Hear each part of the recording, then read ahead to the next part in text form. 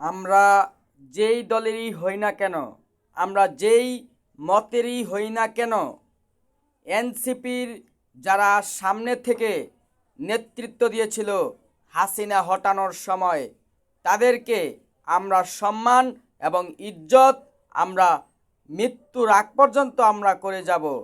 কারণ আজকে তাদের কারণে এদেশের আলেম সমাজ বক্তব্য দিতে উৎসাহ, আজকে তাদের কারণে আজকে দাড়িপাল্লার গণজোয়ার, আজকে তাদের কারণে বিএনপির অনেক কারাবন্দী কারা নির্যাতিত নেতা আজকে মুক্ত আকাশে উড়ে। আজকে কিছু বিএনপির অদৃশ্য কর্মী যারা চাঁদাবাজ, যারা রংবাজ, যারা অন্যের জমি দখলবাজ, তারা প্রত্যক্ষভাবে তাদের বিরুদ্ধে আখ্যা দিয়ে যাচ্ছে নির্বাচনের পরে নাকি তাদের জায়গা হবে না।